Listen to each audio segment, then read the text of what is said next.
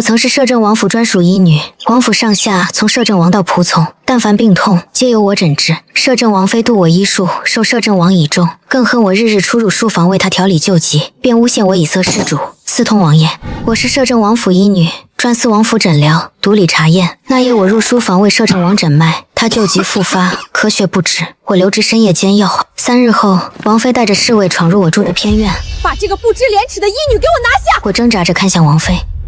王妃，臣女不知身犯何罪？王妃冷眼睨着我，语气刻薄。何罪？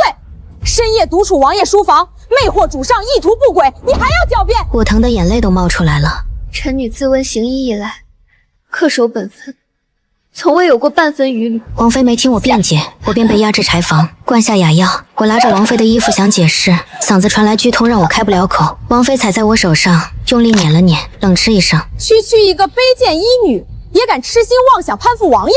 深夜独处书房，孤男寡女，你当真以为无人知晓？”我拼命摇头。那晚书房灯火通明，门外侍卫值守，全程坦荡，何来苟且之说？王妃收回脚，杖责40，给我重重的打！每一杖落下，皮肉开裂，我咬着牙，忍着疼痛不敢叫出声。第37杖时，我痛得昏死过去，再醒来是颠簸的马车，烈日灼得后背伤口发烫，血痂粘在粗麻布衣上，每一次晃动都像被生生撕扯。人牙子扯着嗓子咒骂：“晦气东西，身子被打残，嗓子也废了，不能干活，不能伺候，呸，半点用处没有，半两银子都没人要。”真是砸在我手里！我意识模糊，拼尽最后一丝力气，伸出手，死死拽住一双草鞋的裤脚。抬头望去，是个肩宽背厚、皮肤黝黑的扛包公。写字的手。我望着他，无声恳求。他沉默3息，起身走向人牙子。多少钱？人牙子嗤笑：1两银子。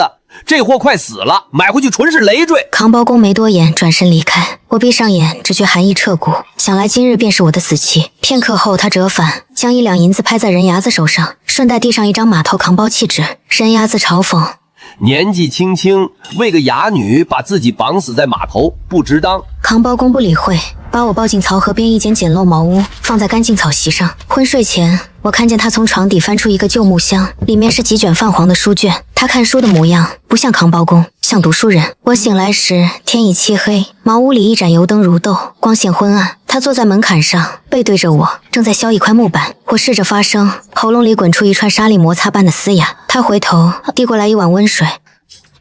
我寻过码头游走的大夫看过，大夫叮嘱至少静养半月，万万不可强行开口。喝完水，我在碗底用手指蘸水写了2个字：多谢。他看着字迹，眼神变了。好字，盐皮底子，又带柳骨，练过？我没有回答，他也不再问，接过碗继续削木板。我叫江晨舟，你是我1两银子买回来的，所以要好好活着。漕运码头扛包工，日扛300斤粮袋，工钱按袋算。他预支的那1两银子，将来2年都要困死在码头上。江晨舟将床底木箱拿出来，这是我父亲唯一留下的东西。我父亲叫江教义，因文字狱被流放，死在途中。第3日夜里，我嗓子稍缓，能发出气音。江晨舟忽然开口：“你叫什么名字？”我在纸上写：“没有名字了。”他沉默许久。那从今天起，你叫燕秋。我父亲教过我一句诗：燕池秋水润，墨自夜灯明。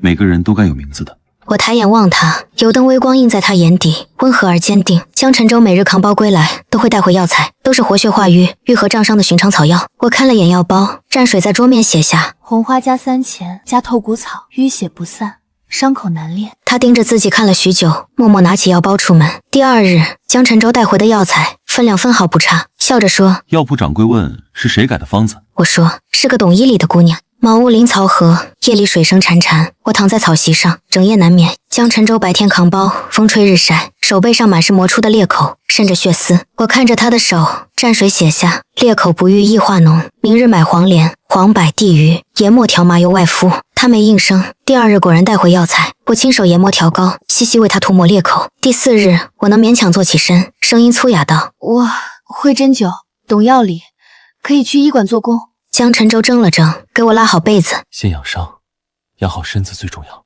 第5日夜，茅屋门被敲响。陈舟，你疯了！花1两银子买个半死的哑女，还预支2年工钱。她要是死了，你这2年白干不说，还得倒贴。江晨舟背对着我，声音平静却笃定。她不会死。刘叔40来岁，满脸横肉，但心眼不坏。他看了我一眼，摇了摇头。陈州，这女人来历不明，你把她留在屋里，迟早惹祸。她是我买来的。刘叔压低声音，买来的也是祸。最近码头来了几波生面孔，到处打听一个年轻女医，说是摄政王府逃出来的。我瞧着就是你救的这位。我的心猛地一沉。江晨舟沉默很久。刘叔，帮我挡一挡。刘叔叹了口气，从怀里掏出半吊钱塞给他。你呀，说完便走了。工头走后，江晨舟回到屋里，我坐在草席上，蘸水在桌上写道：“他们在找我。”江晨舟看了一眼，用袖子擦干净水迹。我知道，所以你更不能出去，就在这儿好好养伤。会连累你。你已经连累了，现在说这些，晚了。夜里睡不着，我爬起来哑着嗓子问：“为什么救我？”他还没睡，坐在门槛上，沉默很久才开口：“因为你写字的手很像我父亲。”江晨舟说：“我父亲江教义，15年前因文字狱被流放，有人在学生课卷里加了反诗，他作为批卷人被株连，死在流放路上。押解的差役说，他临死前还在用树枝在地上写字，教同路的犯人识字。我看着他：“你恨文字吗？”江晨舟摇头：“我恨的是，有人用文字杀人，有人用文字救人。我父亲是后者。你写字的手，每一笔都很稳，和我父亲教我写字时的手一模一样。你父亲人肯定很好。我爹是镇上最好的教书先生。”第6日，我的杖伤开始结痂，痒得厉害。江晨舟给我熬了一锅草药。报仇，刻板的人手不能僵。艾叶、红花、川芎，方子没错，但缺了一味参子草。你懂药？我父亲还活着的时候是医官。他看了我很久，没再追问，照我说的改了方子。我泡在药汤里，他坐在旁边忽然说：“你写的字撇的收风太急，连体的撇要如刀削斧劈，但不能断气。”我看着他，一个扛包工竟在教我书法。我父亲教的。码头上的老人们都和我说是我父亲没出事，那我也能去考个秀才的。第7日，我能下床走动，茅屋虽小却干净整洁。江晨舟站在门口看着我，想行医？我点头，蘸水写下：“我懂药理、针灸、外伤、妇科、儿科，能治病。我也能变药配养，治丸散膏丹。”江晨舟沉默许久才开口：“药铺的药太贵，便宜的没好药材。码头边有片荒坡，野草药多，还有几家药铺的边角废料，我能捡来。”那天下午，江晨舟从荒坡采回一大筐草药，又从药铺讨来些边角料。我制了第1味药膏玉伤膏。江晨舟从码头回来，浑身是汗，拿起那罐药膏对着油灯看：“这是什么药？”玉伤膏，我想替我自己制一次药。江晨舟沉默很久，取一点抹在我杖伤疤痕处。你现在就是在为自己制药了，不为别人。第8日开始，我用江晨舟捡回来的药材制了不少药膏药丸。第10日，我制好了快30样常用药：玉伤膏、止血散、安神汤、解表丸、健脾散、清毒膏、暖胃丹。江晨舟将这些药分门别类，用粗纸包好，写上工整药名。我父亲教我的第1句医话：人命至重，有贵千金。我望着那行工整的药名，眼眶忽然发热。第12日，江晨舟带回消息：码头新开一家医馆，招制药伙计，配药郎中。掌柜姓周，年过半百，曾是京城药局的老药工，得罪缺权贵，被贬到漕河码头。周掌柜懂行，你这手艺，他一眼就能看出深浅。我摇头，在桌上蘸水写：外面还有人在找我。江晨舟沉默片刻，我来想个稳妥法子。江晨舟的办法很简单，他把我配好的药样、几张药方送去给周掌柜看，却不提是谁制的。寄生堂在码头东头，3间瓦房，前堂问诊，后坊制药。周掌柜捏起一点我制的止血散，放在鼻尖一嗅，半晌不语。这配伍，这火候，这细度，是太妖院出来的手法。一个朋友。周掌柜抬眼看他：你这朋友，男的女的？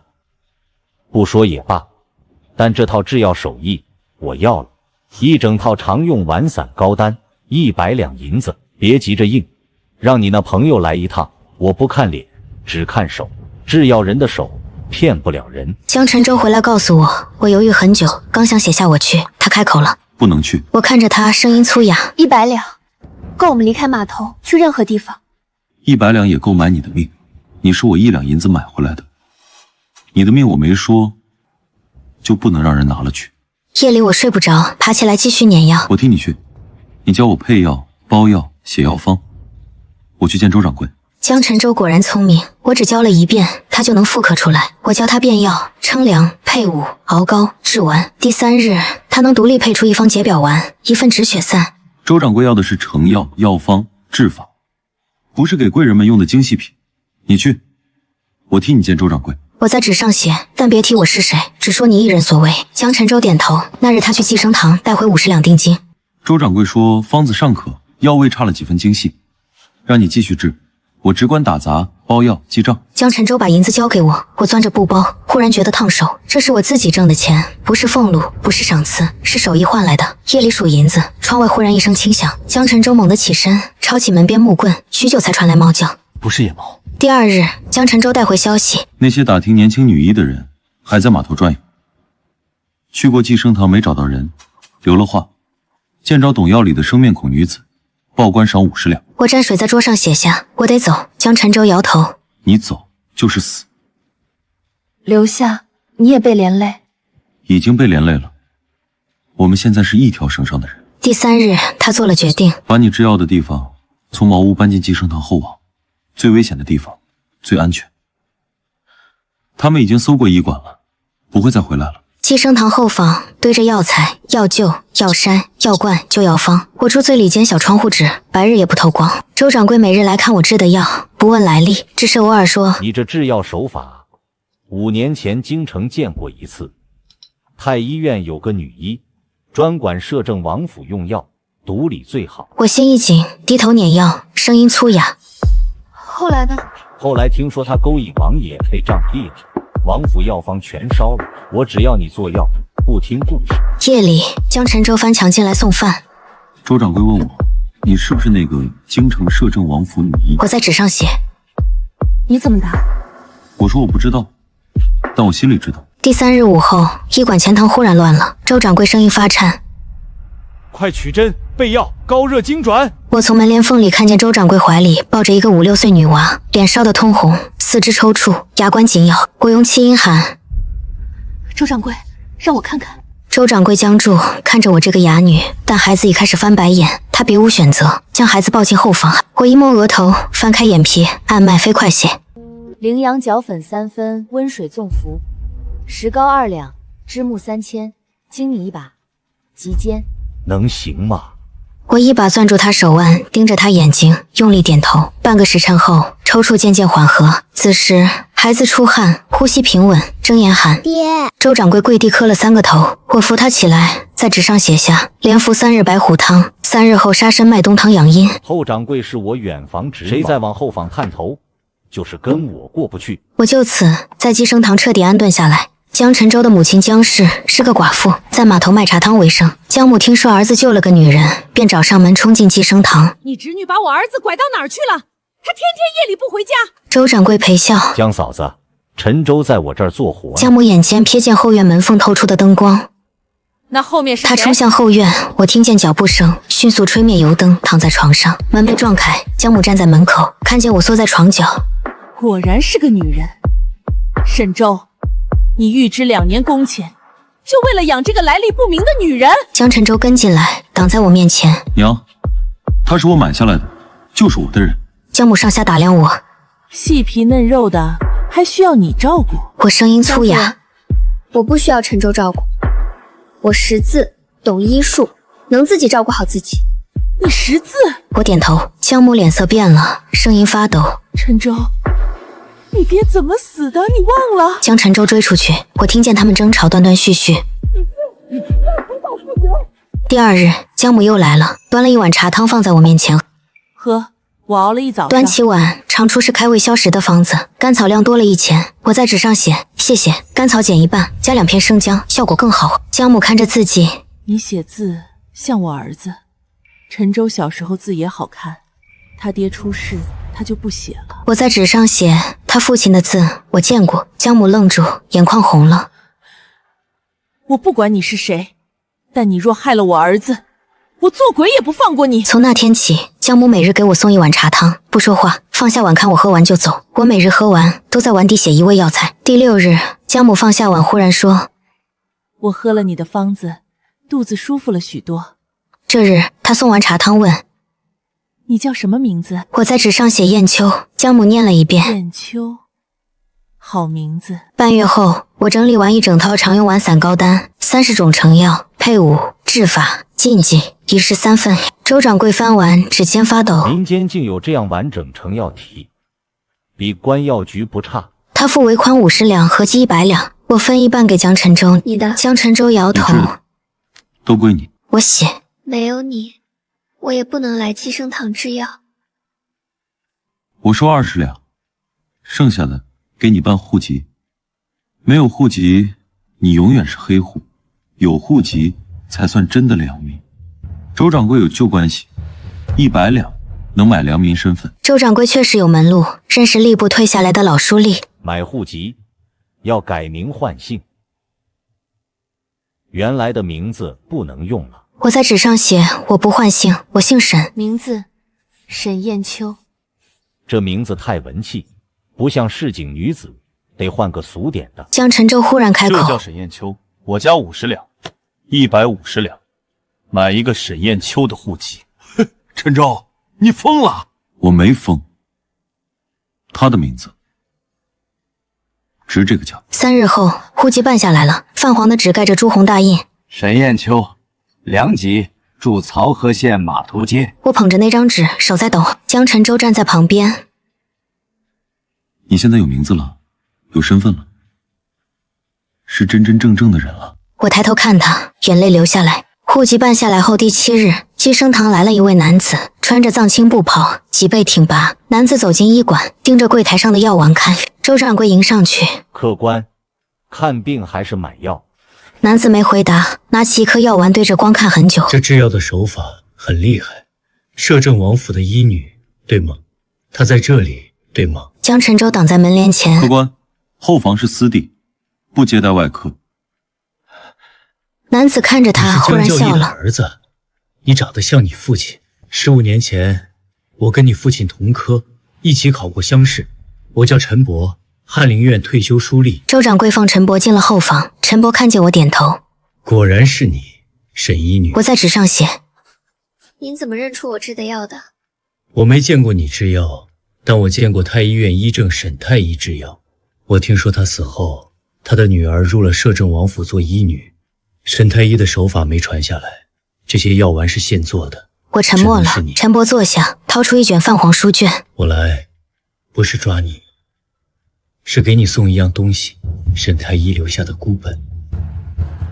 他死是我偷留下来的。为什么给我？因为沈太医是个好人。现在我希望你能活下去。摄政王病重，京中不少人找你下落。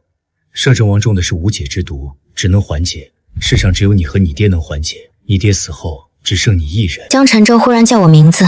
燕秋，你若想回去，我陪你，但你得答应我一件事，必须活着，不管怎么样，好好活着。我抬头看他，眼眶发热，在纸上写：我答应。沈医女，请。沈姑娘，王爷只吩咐我们带你回去。他是我药童，替我拿药寄方，离不得。护卫迟疑片刻，终是放心。马车驶入京城，摄政王府中门高墙依旧冰冷。一路侍女带我至书房外，王爷在里面等你。我推门而入，摄政王坐在案后，眉宇带病色。我垂眸行礼。王爷。摄政王轻咳2声，旧疾复发，夜夜咳血，太医院无人能治，只有你能。我没上前，直直跪下。王爷，我帮你解毒，希望你能答应我2个条件。第一，我想求一个科考的名额。第二，解完毒后，我想离开京城，再也不想东躲西藏。你是在威胁本王吗？是，这毒只有我能解，杀了我，王爷也活不了多久。好，本王答应你。书房门外，江晨舟静静立着，将一切听得清清楚楚。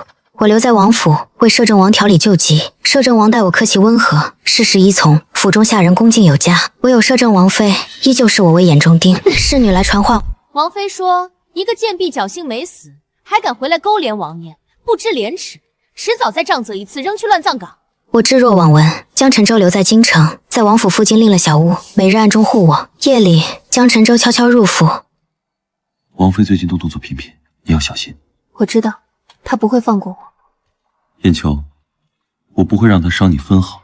我哑声：陈舟，谢谢。江晨舟低声：谢什么？我是你男人。我脸颊微热，别开眼，却忍不住弯了弯唇角。我带着江晨舟去祭拜父母，牵着他的手。爹娘，我成亲了，他叫江晨舟，是个顶顶好的人。从郊外回京路上，摄政王妃派来的杀手围了上来。奉王妃之命取你性命。江辰州赤手空拳迎上去，叶秋，小心！我随手抓起地上石块砸向杀手。陈州，小心身后！杀手人多，江辰州渐渐落了下风，手臂被刀划伤，鲜血直流。我惊呼。江辰州咬牙击退身前杀手。去找摄政王！我不走，要走一起走。就在此时，一队王府禁卫疾驰而来，弓箭手齐发。杀手见状不敢恋战，纷纷撤退。江辰州手臂流血，脸色苍白，第一时间看向我。我没事，你受伤了。小伤不碍事，别怕，有我在，不会让你有事。回到王府，摄政王得知刺杀之事，震怒。王妃好大的胆子，竟敢在京城街头公然行凶！他下令严查此事，王妃被禁了足。江辰州养伤期间，我日日去小屋看他。江辰州看着我，燕秋，等一切结束，我们离开京城，好不好？去江南，水乡安稳，我们开一间小医馆，治病救人，不问世事。我笑了。好啊。几日后，王妃的贴身侍女送来一碗安神汤。沈姑娘，这是王妃给你赔罪的安神汤。我一眼识破，冷笑一声，将汤泼在地上，青石地面瞬间腐蚀出细小坑痕。江辰州得知，怒不可遏。他太狠毒了，我去找他算账。我拉住他，冲动，他就是要激怒你，让你犯错。忍，是为了等时机。没过几日，摄政王妃的母家贪污受贿被抄家了。摄政王将王妃关在了王府最冷清的院子里。王妃疯了。摄政王妃疯了。燕秋，我们该走了。是，我们该走了。摄政王不会轻易放我们走，我们连夜离开京城，去江南。我有办法让摄政王放我们走。他的毒我解了，但也没解。我给他下了另一种毒，不危及性命，却能让他放我们走。第二天一早，我去找摄政王，他果然不愿放我们走。王爷，我帮你压制毒性，你放我和我药童离开京城。我留父亲和我自创的药方给你，足够你安心。否则，毒性随时会复发。摄政王最终答应放我们走。我收拾简单行囊，带上父亲孤本医书、户籍文书、少量银两，和江辰州离开王府。江辰州早已在府外等候，牵着2匹快马。准备好了吗？我点头，翻身上马，两人策马。出城后一路向南，直奔江南。一路上风餐露宿，日夜兼程。前面有处破庙，我们歇片刻。好。江辰州一路护我在前。饿了吧？吃点干粮，渴了喝溪水。别怕，我在。有你在，我什么都不怕。一路向南，历经半月，终于抵达江南。途中，我们回了漕运河畔，还清江辰州欠的银子，去济圣堂感谢周掌柜，留下常用药方。接上江母，一同到了江南。站在江南的土地上，烟雨朦胧，小桥流水，青瓦白墙。到了，我们的江南。我们的江南。选在苏州城外临河小镇租下一间临街小屋，前堂问诊，后坊制药，取名陈彦堂。开业那日没有鞭炮宾客，只有我们2人。镇上乡邻陆续上门。我头疼好几天了，沈大夫，我家娃儿积食了。沈大夫，我夫人月经不调。我诊脉写方抓药，一气做完。江辰州坐在柜台后记账，算盘拨得噼啪响。药抓好了，按医嘱服用。镇上人都说陈彦堂沈大夫把脉准，江先生算账细，人都好。遇上穷苦人家付不起药钱，我便会说帮医馆里晒药材抵药钱吧。江辰州在账本上写以工抵药，不收现银。江辰州笑，天天看你看病，我都快会把脉了。过节我还能帮大家写家书春联呢。江南的日子温柔绵长，江母每日在医馆门口支炉卖茶汤，喝碗茶汤暖暖身子。我儿子以前是扛包的，现在是账房。我儿媳妇以前制药，现在是坐堂大夫，体面。陈伯回了老家开私塾，教孩童读书，安稳度日。济生堂因我留下的药方，生意越来越红火。周掌柜忙得不可开交。春日，我们一同踏青，看烟雨江南，桃红柳绿。夏日，坐在院中乘凉品茶，听蝉鸣阵阵。秋日，赏桂饮酒，煮药熬膏，岁月安然。冬日，围炉取暖，煮雪烹茶，闲话家常。一日，夕阳西下，余晖洒在河面，我们并肩坐在河边石阶上。江辰州握住我的手，燕秋，谢谢你陪我来江南，陪我过安稳日子。我转头看向他，眼底满是温柔。该说谢谢的是我，谢谢你1两银子买下我，护我周全，给我牺牲。江辰州笑了，低头轻轻吻上我的额头。往后余生，我护你一生一世。我闭上眼，心头满是幸福与安稳。从此，江南水乡，陈宴堂前，一医一药，一生一世。过往苦难皆成过往，往后余生皆是温柔。